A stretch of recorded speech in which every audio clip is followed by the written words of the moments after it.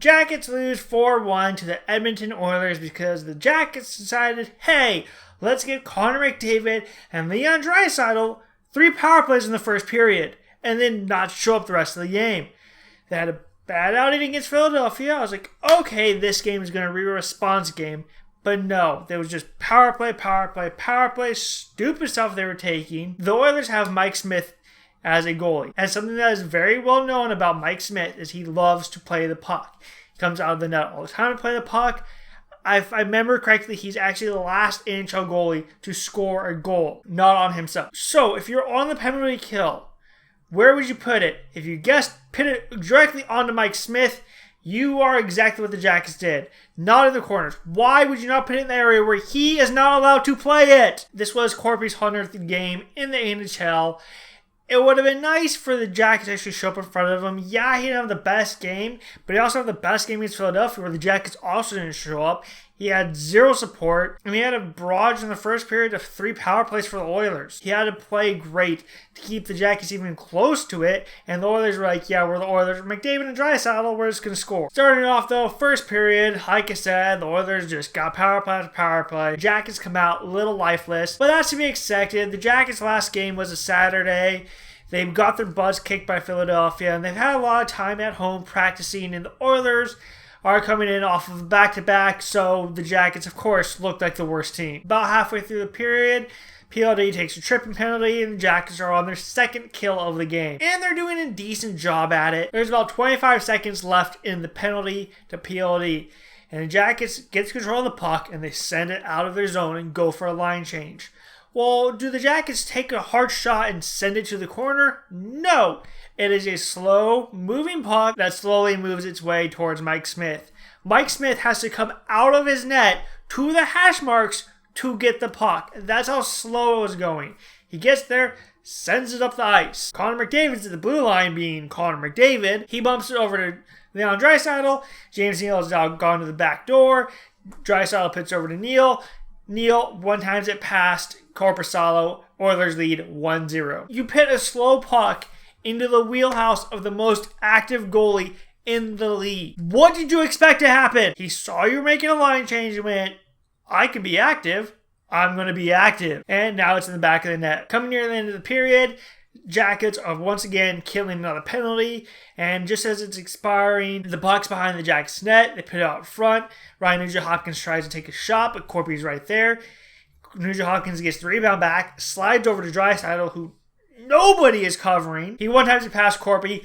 Oilers lead 2-0. About 3 seconds after the power play had ended for the Oilers. So it's not a power play goal, but it's a power play goal. Because all of the work the Oilers did on the power play resulted in a goal. The player coming out of the box had nothing to do with it. So that's how it would end the first period. Jackets didn't play the greatest. Corpy was under a bunch of pressure. He only had to face 9 shots in the first period. But he had 3 power plays he had to deal with for the Oilers, and he has to concentrate on McDavid and Draisaitl and make sure he has them both covered at all times. If the Jackets could clean it up and play a little bit better in front of them, take away the passing between McDavid and Draisaitl, it's easy to shut those two down.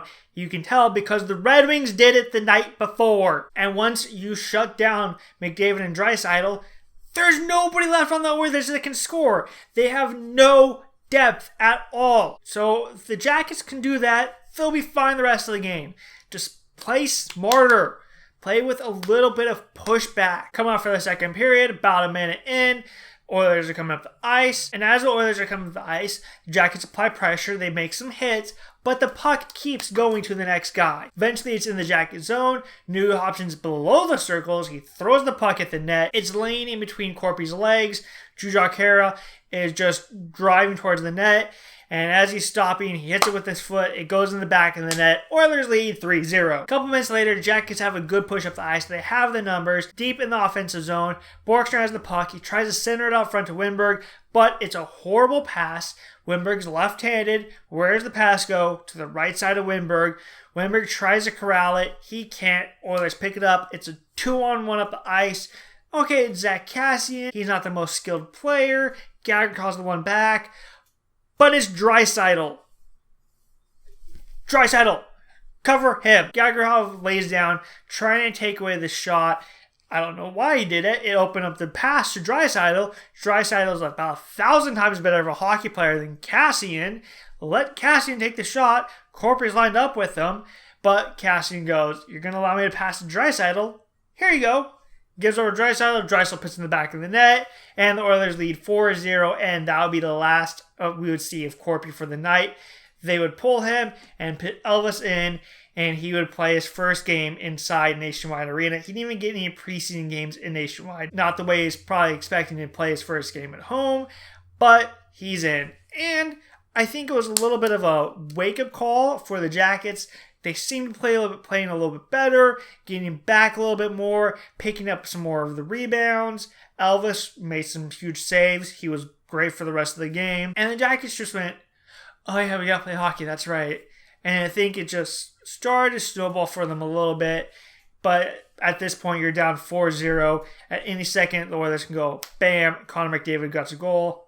Bam, Leon Draisaitl gets another goal. They have to be smart defensively while trying to take offensive chances. A couple minutes later, Jacks get a power play, and of course, the Jackets' power play sucks. They're moving around for a little bit, but an Oiler breaks his stick. So it's essentially a 5-on-3.5. Jacks are doing a good job moving around. Coming near the end of it, it's below the net. PLD has the puck, and he starts to lose it, but he does a good job. Desperation play. Pokes it over to Atkinson. Atkinson gets it, slides it to the point. A good pass on the left side of Zach Rowinski. Zach steps into it, blasts it past Mike Smith. Jackets have now a 3-goal deficit, but they score on the power play. That is Zach's 3rd goal of the year. And that ties him with the most goals in franchise history as a defenseman with 41. And after that, the Jackets would try some stuff, but they could never solve Mike Smith. Elvis played great. And then the second period, down 4-1. Come up for the third period. More of the same as the back half of the second period. Joe couldn't solve Mike Smith. Elvis played really good. He stopped all of the shots he faced. And the Jackets lose 4-1. That's not the type of game you want to play. You're looking for a response from the horrible game against Philadelphia. And from when the Jackets scored their last goal in Philadelphia to their first goal against Edmonton, it was 9 unanswered goals. I understand the Jackets lost Panarin and they lost Bob. Those are 2 big pieces. That's way too many goals to be given up, especially with the defense core that's still relatively the same as last year.